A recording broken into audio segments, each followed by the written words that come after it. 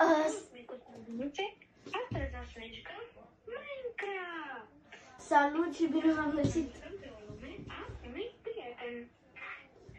Ok, salut și bine v-am găsit la un nou episod. Astăzi suntem aici cu...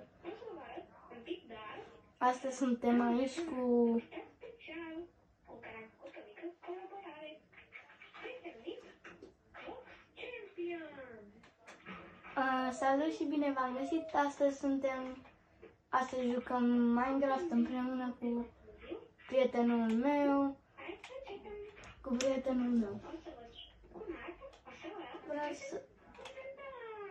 O să vă prezint puțin de aici. Aici e Nether portalul meu. Aici e enchantment table-ul. În caz că auziți ceva fundal, este prietenul meu care și el filmează. Aici e locul pentru barcă. Aici e casa mea, main base-ul. Aici e ferma mea.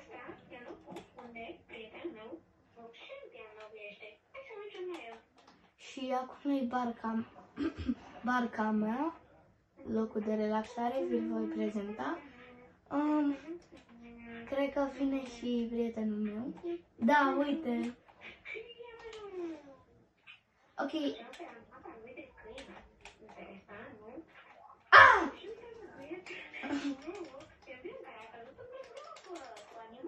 Da, aici e groapa mea cu animale și aici stau toți căței mei, armata cățeilor.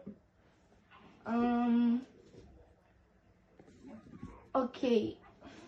Am pus telefonul celălalt ca să-l puteți auzi și pe prietenul meu. Ok, asta e colecția mea de armuri. Bună, sunt albinuța. Da, el e albinuța.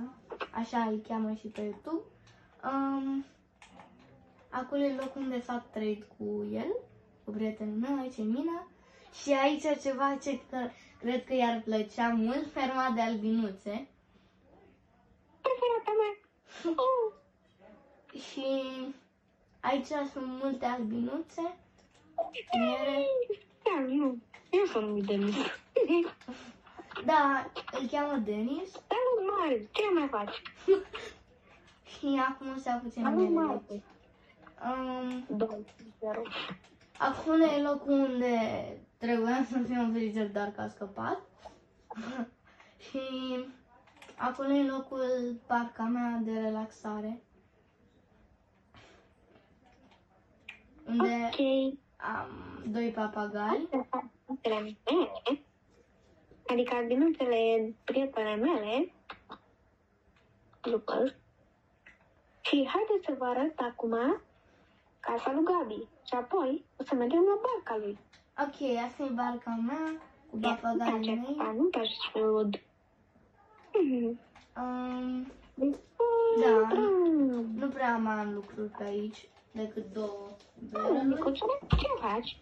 Și asta e casa lui Gabi. Astăzi o să merg între el chamber, dar înainte să merg între el chamber o să o să vă mai prezint un pic. Și mai întâi vreau să mai anunțez. Salut! Bună, Denis! Bună, Denis! Bună, Denis! Bună! Ok.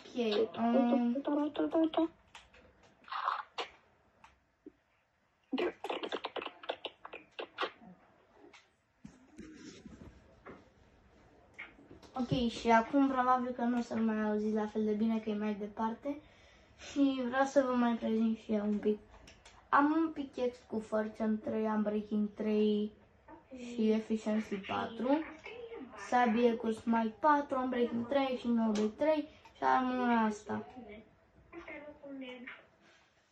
Acum o să vă prezint baza lui Denis, prietenul meu, și încă ceva, dacă puteți să vedeți că am 110 zile pe harta, pe lumea asta și n-am folosit din alea cheat, uitați, dar că stau pe pitch-ul câteodată. Nu merge să schimb pentru că n-am folosit niciodată.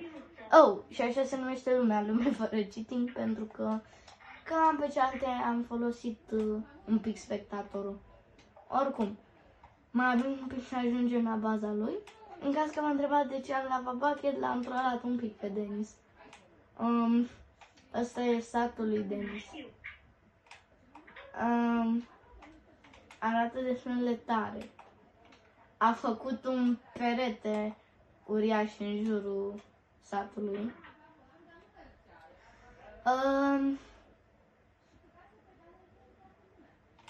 Și cam asta e tot de prezentat. Mina nu știu dacă nu trebuie să vă arăt pentru că e doar mina.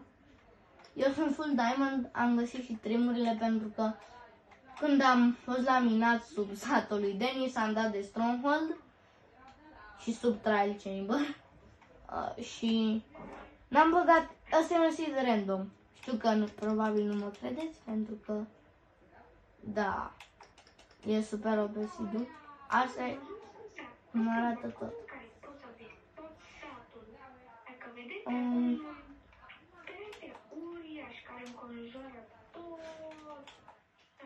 După cum ziceam, mă gândeam să merg în trial chamber. Dacă vă întrebați de ce nu prea... Mi-a dat crash. Dacă vă întrebați de ce nu prea primesc damage de la full damage, pentru că am Feather Falling 4 și... da. Asta e calul meu, n-are un nume. Asta e cuțul meu, care e primul cuțu.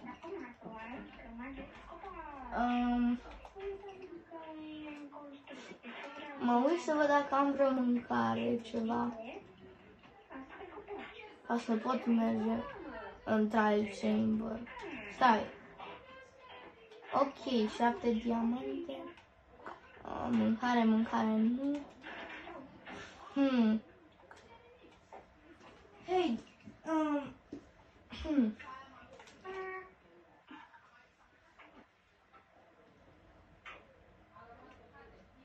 Denis, ai mâncare? Da. Bine. Se pare că nici el nu are mâncare, trebuie să caută. Am 45 de pâini, nu mai contează.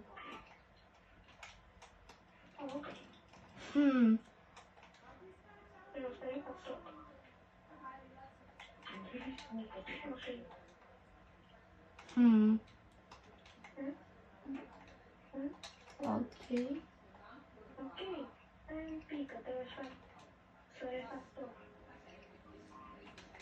Stai, trebuie să refaci totul? Da. De ce? Păi mai e nevoie de ăla care ține asta. Ok.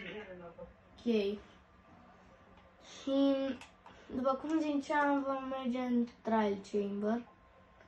Mi-a salvat coordonatele pe telefon, deci trebuie să verific un pic. Așa că voi reveni în câteva timp, în câteva secunde probabil.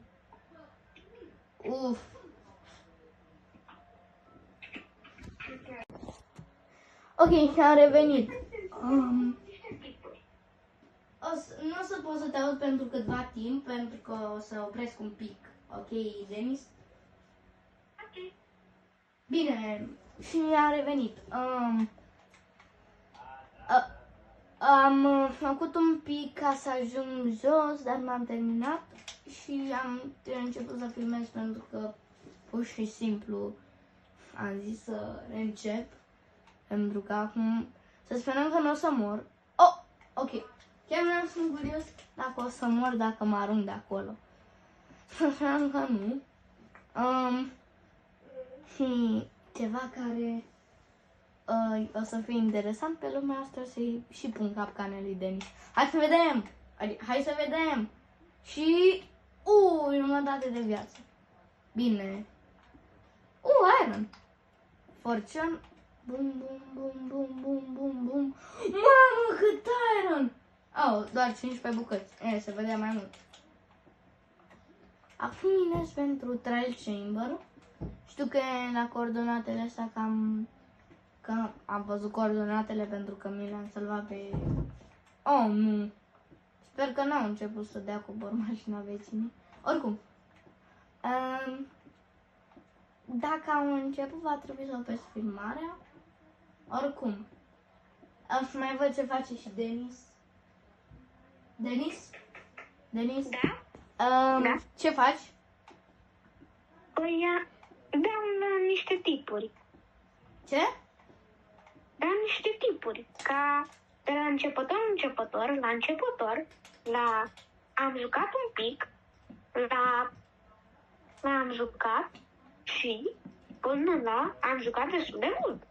Ok. Adică de la care mulți le știu până la le știu de mult. Bine, poți să zici mie unul care e mai de așa, care nu știe multă lume?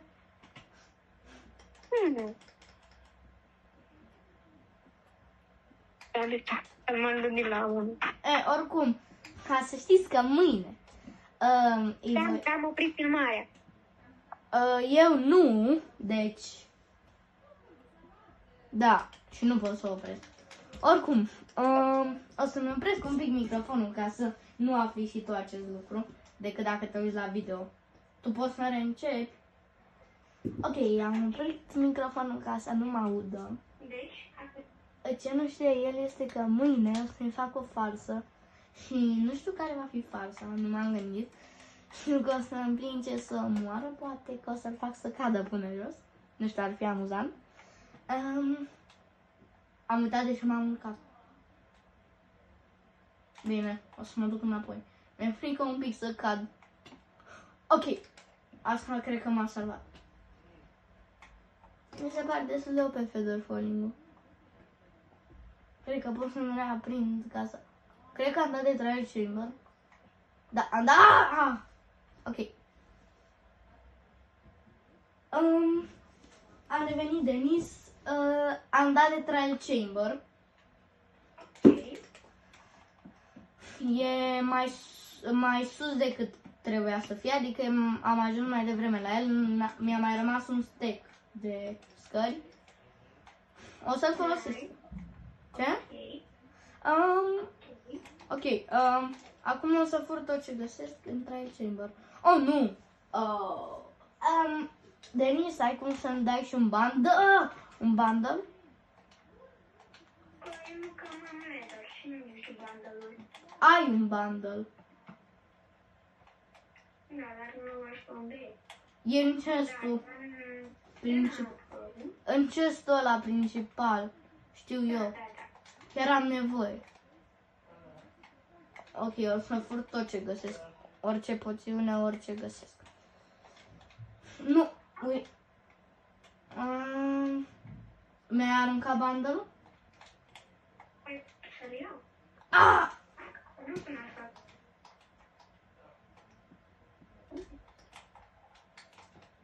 Nu știu dacă astăzi o să mă și bat cu cei din... Ok, asta poate că va trebui. Nu o să mă bat neapărat cu cineva din trial chamber cu mob, dar totuși nu sunt sigur. Nu știu dacă chiar am nevoie de fire charge, așa că nu o să-l iau neapărat. Ok, bine să ce-l dau. Ui! Mi l-ai aruncat sau o să știu? Am căzut. Oh, dacă de erai mort, că... Ok, ți-l-am dat. A ajuns jos. Ți-l-am aruncat. Da, a ajuns jos. Ok, nu prea știu cum să folosesc un bundle, dar... cât de greu poate să fie, nu știu. Poate dacă... Oh, uite aici. Am oprit filmarea. Și? Nu, adică am apăsat pe butonul în care să oprească de tot. Păi da, dar că poți să ți-o editezi ție ca să o unești cu următoarea și nu se întâmplă nimic. Deci nu mai trebuie să refac tot? Nu. Ok. Wow, ai zona periculoasă. niște carboni pentru a face mai multă protecție în satul viruselor. Cel mai greu lucru va fi să ies de aici, dar ei am ajuns la emeralde, de asta chiar o să am nevoie, pentru că pur și simplu stau super prost pe emeralde și am nevoie de mending book. Auzi, dar trebuie să pleci de aici, că nu am eu. Iron. Știu că pare ciudat că am aruncat la pentru Iron, dar... Bine.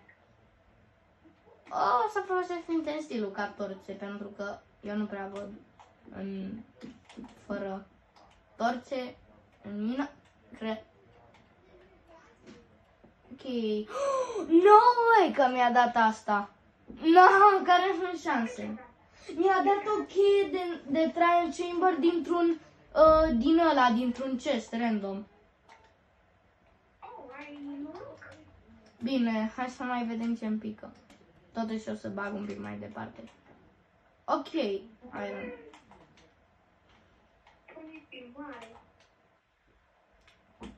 Oare mai sunt? Nu, mi-a mai picat o cheie, mi-a mai picat o cheie.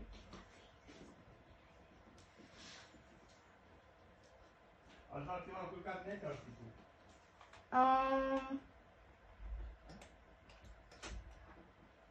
Denis, să știi că am 2 trial key din alea.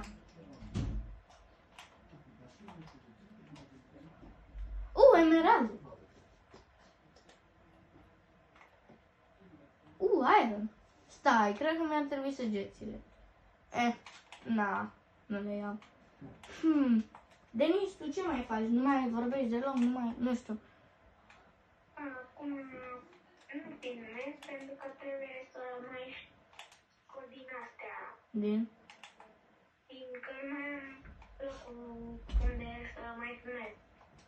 Adică am folosit tot spațiul de filmat. Și nu mai poți să-mi trimiți mie videourile și să ți le ștergi de acolo. Ca să... Nu știu.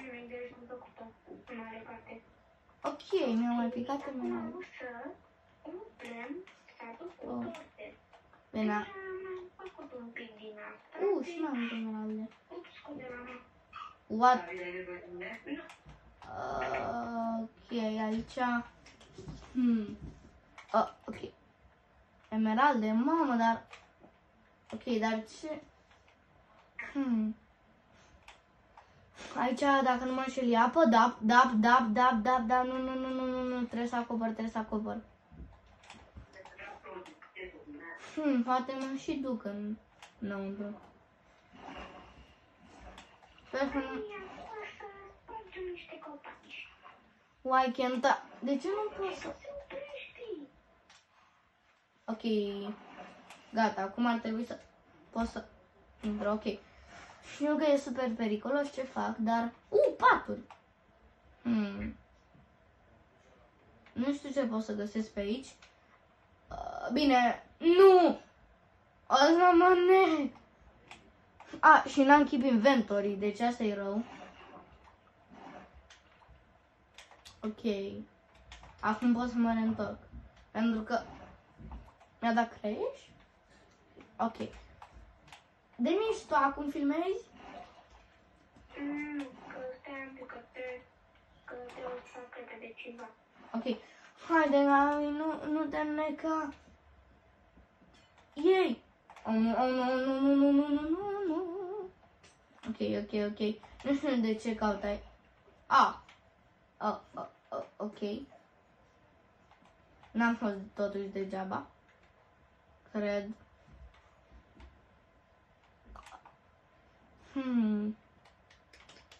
Dacă stau cu asta în mână, poate o să aud. Wow. Poate o să aud unde sunt. Mamă, câte... Dacă nu mai pică nici măcar un din ăsta. Ok, din tot ce e pe aici. Nu știu. Mi-a picat diamante, what? Denis? Da? Mi-au picat diamante din... What? dintr-un pot din ăsta, din trial chamber.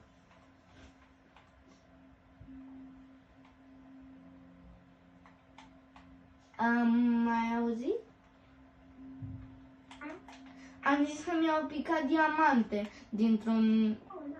Dar nu din chest sau ceva, din poturi, adică din lucrurile alea care le spargi. Ok. Ok. Mamă, bloc de emerald, what?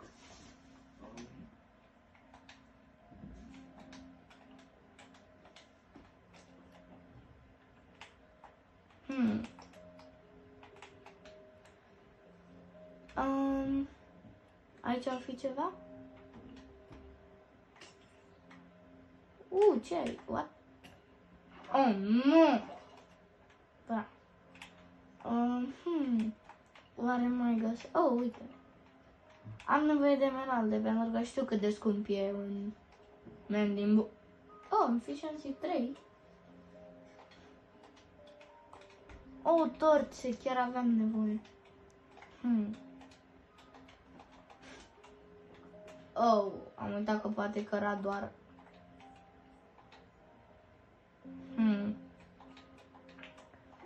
Am luat un din asta ca să pot să car. Și torțe și să...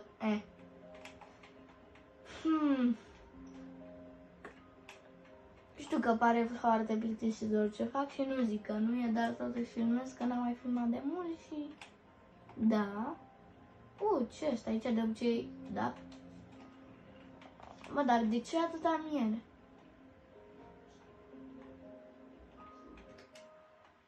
Acum chiar n-am nevoie de miere. Aici... Oare o fi ceva aici pentru că... What? Stai, nu cred că mi-ar strica bloc de cupru. Oricum.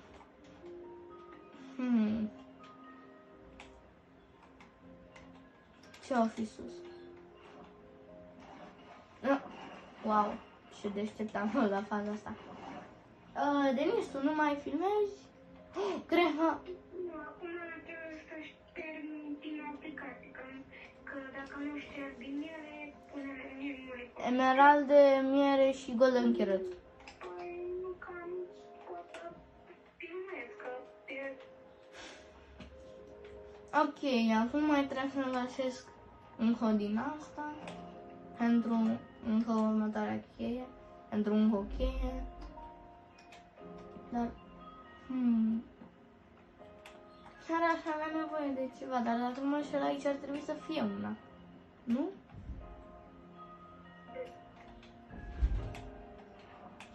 Ok, acum trebuie bine. Ok, hai să vedem, aici, da, stai, asta nu e din aia, da. Ok, îmi trebuie aer, o să mă sufoc. Ok. Stai, pot să mai am un bloc de... Ok, am fugit de acolo.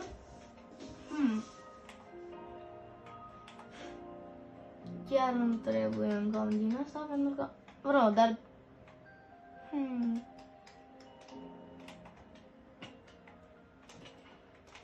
Nici nu l-am făcut placiu, dar nici nu știu de ce l-aș fi făcut. Parcă aici am văzut un din ăla. A mai fost oare aici odată? What? Cred că... Uite, barrel. Bro, one. Uite unul. Sau abia ce... e din ăla. Mai facem niște linii. Da, acum, haideți să mergem în mine ca să mai lucrăm la orașul de șopân. Bine, acum... Uf!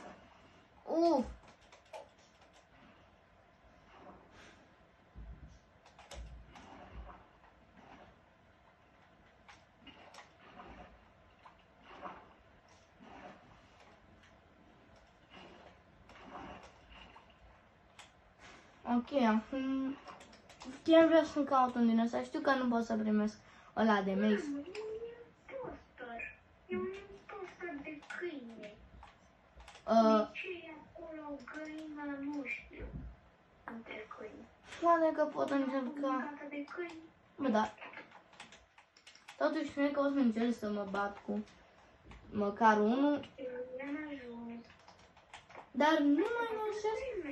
Dacă închideți ochii pentru un pic și când mi-am mai auzit vocea, înseamnă că ne-am teleportat. Ok, în 3, 2, 1. Chest! Golden apple! Emerald, emerald, emerald! Golden apple!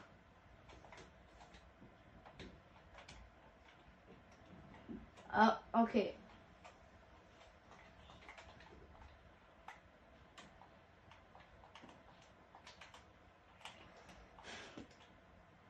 Aici nu pare a fi nimic. Sunt șanse ca într-un chest din ăsta să îmi pună un bloc de diamond și un torc. De asta caut după chesturi atât de mult. Pentru că odată am găsit, dar nu pe lumea asta. Ok, am ajuns în mină. Hai să vedem ce momentan am făcut în vechiul, adică ce am făcut în orașul de... Hei, ce acolo? Sau nu e nimic, nu e nimic. Da, un alt timp. Dacă mergeți și săriți într-un loc de 2 blocuri, puteți să mergeți mult mai rapid. Uite.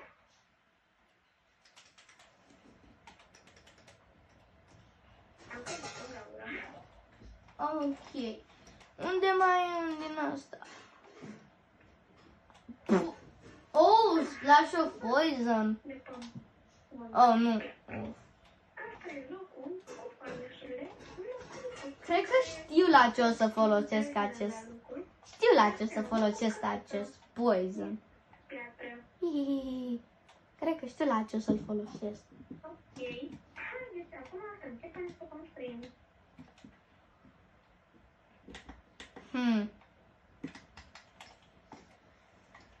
Am poison și o să mă ajute. Oh! Yay! Te rog ceva bun, că am mers atâta timp. Bra. Adică wind charge-urile sunt ok pentru când o să am brava. Nu mai contează. Cred că o să încep să bag pe, ca să mai fie pe piciful ca să pot să mă bag. Dar în același timp ar vrea să am armură de iron ca să nu mi-o sparg pe asta. Ok, albinuțelor, momentan știu că asta a fost un videoclip destul de scurt, dar o să avem videoclipuri mai bune, mai lungi și câteva mai educative. Ok, pa, pa, mici albinuțe, pa, pa! Denis, deja ți-ai încheiat videoclipul? Da. Why? Huh? Pentru că n-am vrut să fie atât de lung. Că știi cum din greșeală am făcut toate butonul ăla? Da. La partea aia a durat 19 minute. Ok. Eu acum... Și 19. Am să văd cât am fost asta. Dacă 6 minute, îmi dă 25 de minute. E destul de mult pentru un videoclip cu Minecraft în care doar îți arăt, minezi un pic, tai niște copaci și dai niște tipuri. E destul de mult, nu crezi? Ba da, nu știu. Eu încă mai fac pentru că eu fac și alte lucruri. Dar... Eu îmi propun să fac un alt videoclip acum, dar nu cu Minecraft. Păi cu ce? Matematică. Am spus că o să fac și cu matematică. Ai auzit cum am spus că o să fac și educative, nu? Da, dar totuși poate nu azi, nu știu.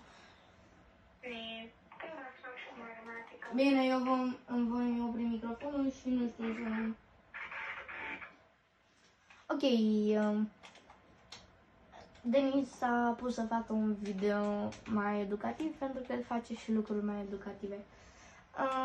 Acum ar cam trebui să mă duc să-mi iau armura de iron, pentru că nu prea vreau să o sparg asta, dar în același timp,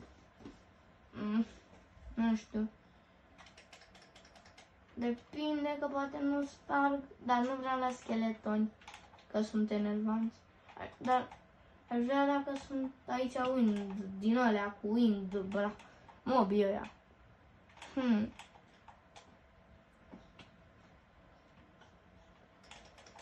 Poate că găsesc ceva mai ușor, pentru că nu vreau să mi se spargă armura.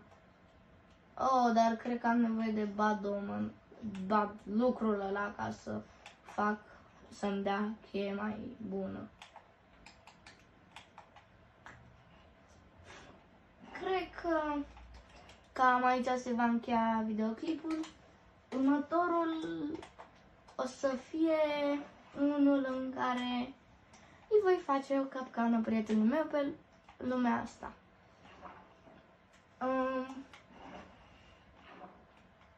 Și da, bro, why? De ce nu pot să... Bine. Da, cam acesta a fost videoclipul. Nu uitați să vă abonați și la Denis. O să am canalul lui, o să vedeți, pentru că o să fac colaborare și o să puteți, când vă uitați la cine a făcut videoclipul, și la mine și la el. O să puteți să vedeți ambele canale. Bine, cam acesta a fost videoclipul. Pa!